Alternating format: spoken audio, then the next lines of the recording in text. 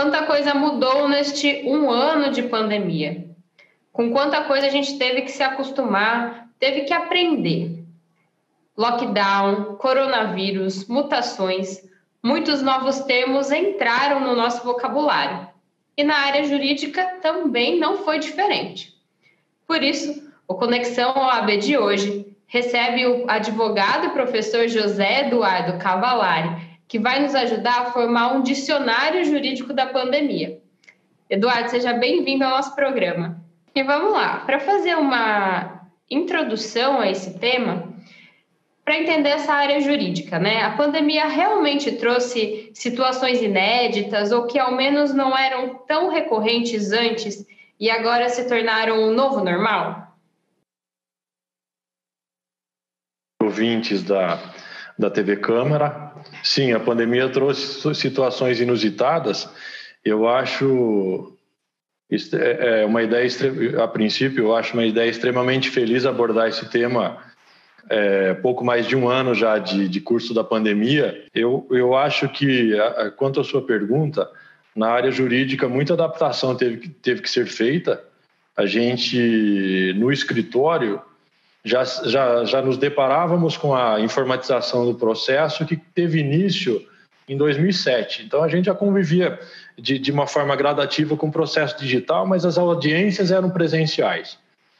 Há 1 ano, quando foi decretado o estado de emergência e a situação o afastamento em decorrência da quarentena, inicialmente houve aquele baque, não sabíamos como as coisas se procederiam, mas à medida que o tempo foi passando, as audiências foram sendo feitas virtualmente, audiências à distância, do nosso escritório, e os juízes também, e os funcionários do fórum todos em home office.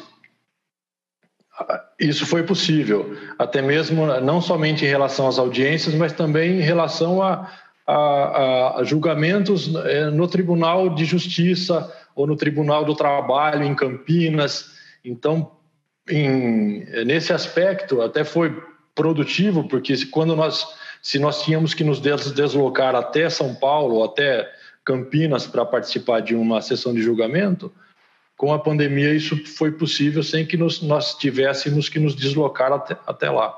E como a gente pode ver, a adaptação ocorreu em todas as áreas e cada um teve que se adaptar, teve que procurar entender o que estava acontecendo. E essa é a ideia do nosso dicionário jurídico da pandemia, começando agora com alguns termos que vira e mexe aparecem nas notícias.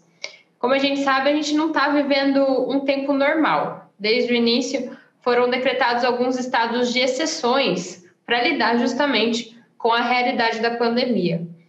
Então, você poderia explicar para a gente o que são e a diferença entre estado de calamidade pública, estado de emergência e estado de sítio? Sim, são termos que passaram a fazer parte do cotidiano da maioria das pessoas, né? Eu me lembro que há 1 ano, em fevereiro mais ou menos, em janeiro, havia uma pressão muito grande sobre a OMS para que ela reconhecesse a pandemia. Já estava disseminado, o vírus já estava disseminado e houve muita crítica quanto à relutância da OMS em decretar, em reconhecer a pandemia. Em fevereiro, ela reconheceu a pandemia e decretou um estado de emergência em saúde pública de importância internacional. Esse reconhecimento de um estado de emergência em saúde pública de importância internacional serviu de estopim e foi como se fosse um ato que autorizou o Brasil e demais países a reconhecer também internamente um estado de emergência. Então, uma portaria do Ministério da Saúde, alguns dias após o ato da OMS, reconheceu também no território nacional o estado de emergência em saúde pública de importância nacional. Já havia previsão dessa modalidade de estado de emergência desde 2011, por força de um decreto já editado em 2011. E qual que é a finalidade do reconhecimento do estado de emergência, no nosso caso?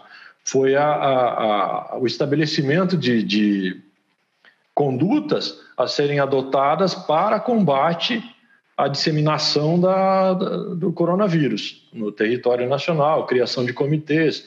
A portaria ela estabelece uma série de condutas e de atitudes que devem ser tomadas para combate a algo que não se sabia a dimensão, né? Mas o estado de emergência, ele basicamente ele reconhece que existe uma epidemia, no caso uma pandemia, e serve de advertência e serve de base, de lastro para essa tomada de atitudes. Diferente é o estado de calamidade. O estado de calamidade, que também foi decretado no mês de março, já em território nacional, que tem uma data certa de duração. Então, o estado de calamidade ele foi concomitante, ele foi decretado de forma, não ao mesmo tempo, mas alguns dias após, mas de forma paralela com o estado de emergência. Qual que é a finalidade do estado de calamidade? Ele, trocando em miúdos, ele permite que a União não tenha que atender os limites de gastos. Então, em se tratando de empenho no orçamento, limite de gastos, o estado de calamidade ele permite que as despesas extraordinárias sejam feitas sem que haja sem que se tenha que atender essa limitação de gastos do orçamento. Isso gerou muita preocupação, mas foi uma medida necessária. O estado de calamidade ficou em vigor até 31 de dezembro de 2020. Ele hoje não vigora mais. O estado de emergência, por outro lado, ele ainda perdura. Ele ainda está em vigor. Já o estado de sítio, que foi muitas vezes... É uma expressão que passou a ser utilizada acho que sobretudo por causa dos decretos que limitavam a circulação das pessoas, né? Que buscaram proibir a circulação das pessoas, ou medidas de lockdown, mas isso é um estado de sítio, nós estamos em um estado de sítio. Na verdade, não era um estado de sítio, era uma situação que poderia ter alguma semelhança com o estado de sítio, mas o decreto, o reconhecimento de estado de sítio pressupõe uma situação de grave comoção nacional, de grave insegurança pública, insegurança social e insegurança jurídica, e depende de aprovação do Congresso Nacional. Então, em que situações que nós teríamos um estado de sítio? Se a população fosse às ruas protestar e desse a sensação, não só num estado da federação, mas em vários estados da federação, desse a sensação de baderna, de desordem, contrária às medidas de isolamento social. Quase como uma rebelião ou uma guerra mesmo. Quase como uma rebelião. E como você falou de guerra, a ameaça de agressão ao país também autoriza a adoção do estado de sítio. Qual que é a consequência do estado de sítio? Você pode, por força desse reconhecimento, as pessoas também têm a circulação limitada, a comunicação entre as pessoas é limitada, você pode estabelecer horário de recolhimento das pessoas nas suas casas, limitar, de fato, a circulação das pessoas.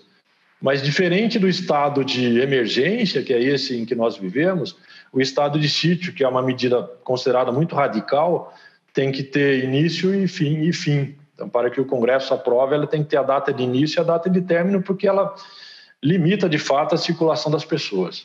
E outra expressão que se tornou bastante corriqueira, assim como essas que a gente falou, é as atividades essenciais, né? O que funciona ou não em determinada fase da pandemia. Essa classificação das atividades econômicas do país. Então, essa lista de atividades, que inclusive gera bastante polêmica, né? Porque cada um defende determinada atividade ou outra, né? Essa lista já existia, essa classificação já existia, e se sim, quem que fez e sob quais critérios? Quando se fala de atividade essencial, É interessante porque depende muito, a essencialidade da atividade depende muito da abordagem, né? A minha atividade é essencial, a sua é essencial, a de qualquer pessoa é essencial porque dela a pessoa depende para a sua sobrevivência, para a manutenção da família. Mas o critério adotado em se tratando da pandemia, essa situação em que nós vivemos, não foi esse, né?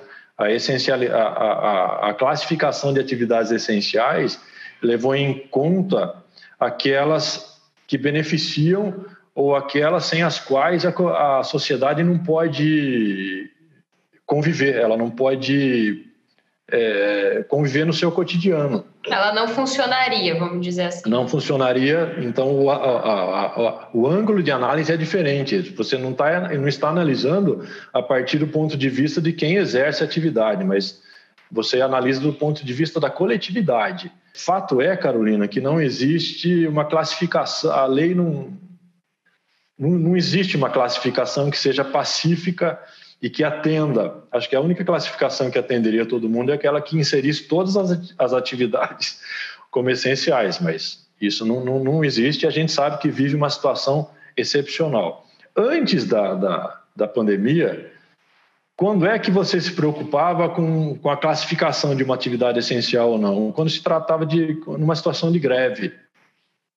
Você tem a greve do metroviário, a greve dos motoristas de ônibus, a greve dos professores. O Tribunal do Trabalho é quem, no julgamento desse impasse, que acaba deliberando se a atividade é essencial ou não, porque a Constituição fala, ela é restritiva do exercício do direito de greve quando a atividade tem essa configuração. Durante a pandemia, o que se fez, acho que nós temos que fazer uma cronologia, né, dos fatos que aconteceram, né?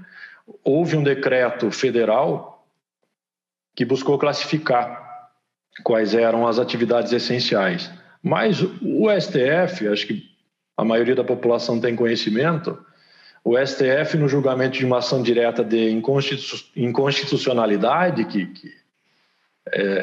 teve como foco esse decreto, ele nada mais fez do que aplicar a Constituição e disse o quê? Que a União, que cada estado da federação e que cada município teria e tem ainda competência, que é chamada competência concorrente, para decidir dentro do seu âmbito aí de atuação quais seriam as atividades essenciais e quais seriam as medidas que poderiam ser adotadas no combate à pandemia. Ele fez isso porque é bem subjetivo, vamos dizer, né?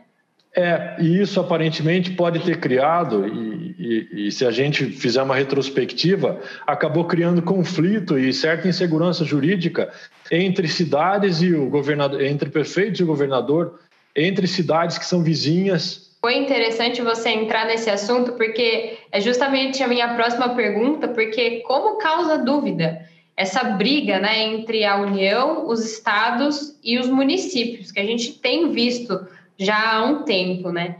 Então, qual é a responsabilidade de cada um? Quem pode determinar o quê? Como você adiantou, né, o STF já julgou em relação a essa independência, né, entre eles. Mas dá uma luz para a gente nessa história, o que cada ente deve fazer, qual que é o motivo da briga e qual que é a solução também para ela. O que a Constituição faz é delimitar a competência, delimitar a atribuição da União. Então, tem alguns assuntos que são de competência exclusiva da União. Isso se aplica a imposto, se aplica a leis federais, se aplica, por exemplo, ao Código Civil, ou algumas leis de abrangência nacional. Cabe à União decidir essas questões. Os estados também têm competência que é distribuída relativa a impostos, a aumento ou criação de impostos, então a questão tributária, atitudes em relação a uma situação de emergência, cabe ao Estado se capitanear esta situação, e os municípios também têm, na Constituição Federal, aqueles assuntos que são de sua atribuição exclusiva. O IPTU é sempre lembrado, né? Que é algo que é arrecadado pelo município, ele tem competência e legitimidade para tratar desse assunto. Na pandemia que as coisas se misturaram um pouco, né? Então mas aí entrou também, acho que um fator político, porque o STF, nessa decisão, ele declarou que havia uma competência concorrente, mas o que não, eu acho que a população também sentiu falta disso, de certa coordenação entre todo mundo, né? Para a população isso ficou confuso, porque se trata também de uma situação excepcional. Então, houve atos em que Estado e município quase que se colidiam, né?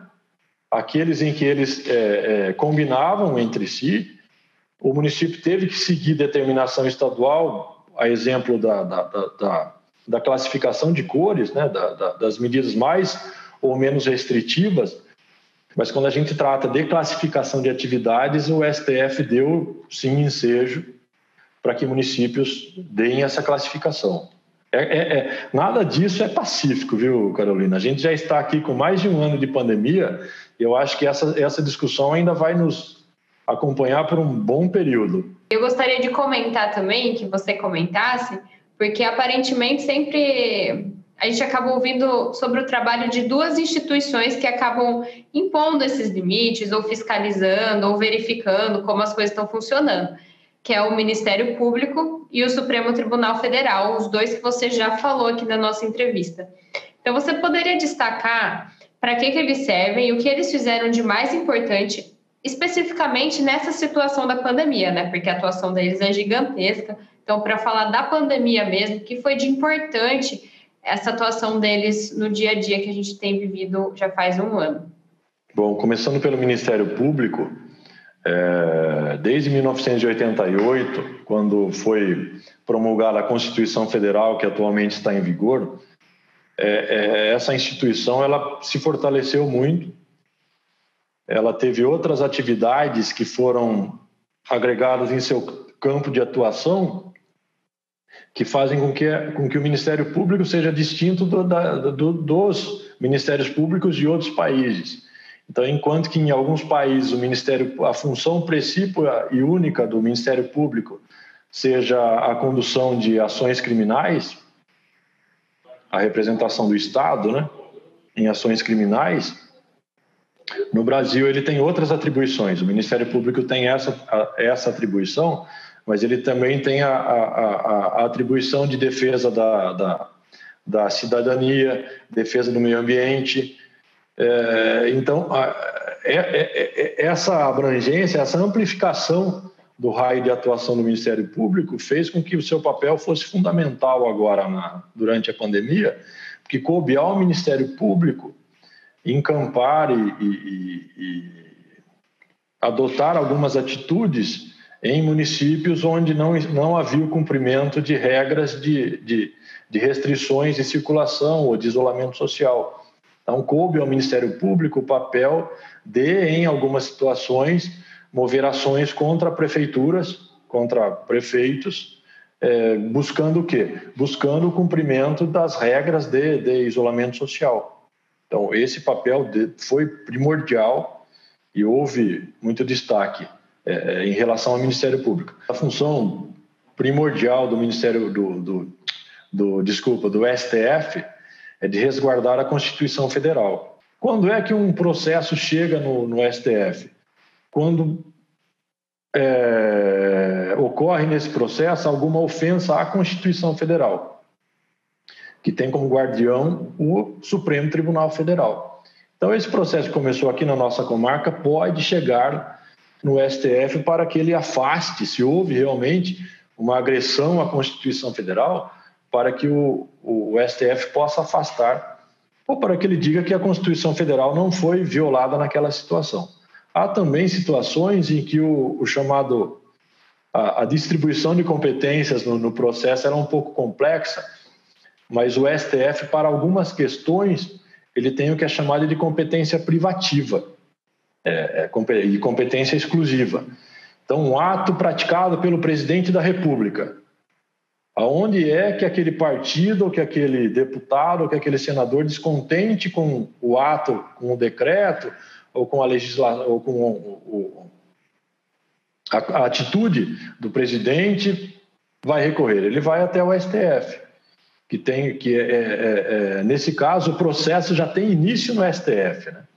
Então o STF é um órgão que tem recebido muitas ações, não somente em função da pandemia, mas em função de outras divergências entre legislativo e executivo, e isso acaba fazendo com que ele seja alvo de críticas, porque muito se fala sobre a extrapolação de limites do STF, né? O STF legisla, o STF não pode legislar, essa matéria é de competência do legislativo. Olha, eu deixei para o final 2 questões mais quentes para a gente responder. Não é nem para entrar tanto no mérito, né? Mas para a gente entender, quando a gente ouve falar delas, o que significa. Então, se você pudesse explicar rapidamente para quem está nos acompanhando 2 coisas que estão bem na ordem do dia, que é a quebra temporária de patentes e a CPI da Covid. São 2 assuntos bem... Um é quente, o outro está fervendo, né? Sobre a quebra das patentes, sempre é um assunto que rende, porque a própria lei, ela quando fala de quebra de patentes, eu me lembro que na época das pesquisas de remédio de combate à AIDS, muito se falava, né, de quebra de patentes para atender continentes com pouco acesso e continentes com a população muito carente, a exemplo de África ou alguns países da Ásia, que não teriam acesso ao medicamento dado o seu alto custo. A legislação aplicada no Brasil, ela está em vigor desde 1996 e ela garante para o inventor um direito de proteção e um direito de exclusividade de exploração de sua invenção pelo prazo de 20 anos, certo? A partir de que momento que se conta esse prazo? A partir de que momento que se inicia esse prazo?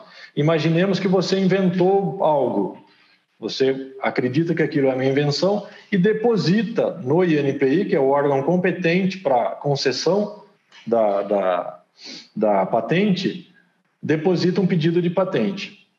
A partir da data do depósito, está contando a sua proteção.